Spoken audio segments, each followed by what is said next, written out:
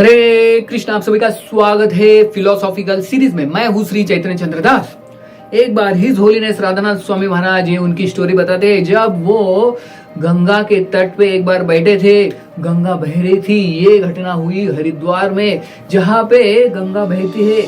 और राधानाथ महाराज तभी बहुत यंग थे और वो तट पे बैठ के ध्यान लगा रहे थे, मेडिटेशन कर रहे थे। उस समय उन्होंने देखा कि एक बड़ा जो ईगल यानी बाज, वो ऊपर से घूम रहा है, उनके सर के ऊपर से घूम रहा है। तो महाराज ने देखा कि ये क्या कर रहा है इतना बड़ा ईगल। उनके आंखें एकदम हरी कलर की आंखें, और वो नदी के अंदर कुछ देख रहा था, झांक रहा था ऊपर से, बहुत ऊपर से गंगा के अंदर कुछ तो देख रहा था। और कुछ समय गोल गोल गोल घूम रहा था।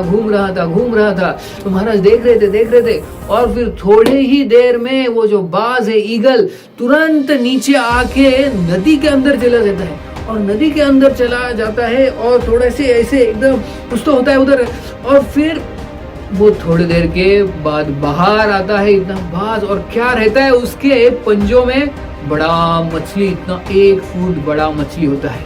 वो बाहर लेके आता है ये बाज, और हवा में जाता है, और हवा में उड़ते उड़ते जंगल चला जाता है। तुम्हारा देख रहे थे कैसी ये जो मछली है तड़प रही है, लेकिन जो बाज के पंजों ने उस मछली को ऐसे पकड़ के रखा है कि वो छूट नहीं सकती।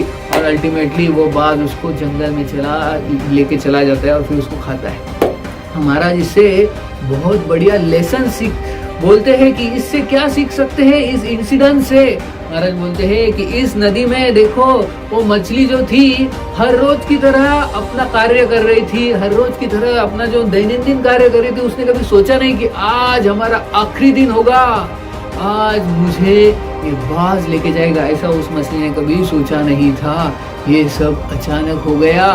वो मछली बेचारी तैर रही थी और अचानक बाज ने पकड़ लिया और उसको पानी के बाहर लेके गई। तो ऐसे ही हमारे जीवन में देखिए, अगर हम पानी के सतह पे रहते हैं ऊपर, तो मछली ऊपर थी इसलिए बाज उसको पकड़ पाया। अगर मछली अंदर रहती, पानी के अंदर रहती, तो बाज उसको पकड़ नहीं पाता। तो जैसे हम भी अगर भक्ति में ऊपर ही भक्ति करेंगे, अंदर नहीं जाएंगे भक्ति के डीप, सीरियस और सिंसियर जब तक नहीं होंगे, अगर हम ऊपर से भक्ति करेंगे तो हमें माया तुरंत पकड़ लेंगी, उस बाज की तरह, उस ईगल की तरह। तो इसीलिए भक्ति ऐसे टाइम पास बोल के नहीं करना चाहिए। भक्ति बहुत सीरियसली करनी चाहिए, सिंसियरली करनी चाहिए। इसलिए भक्ति सिद्धांत सरस्वती ठाकुर हमेशा कहते थे कि your sincerity and seriousness will take you back home, back to Godhead.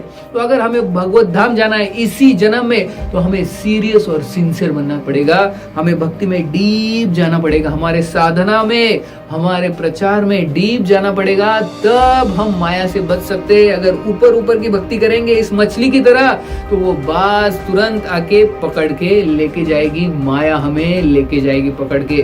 तो हमें इसलिए भक्ति में सिंसियर और सीरियस होना चाहिए। बहुत बहुत धन्यवाद। हरे कृष्ण।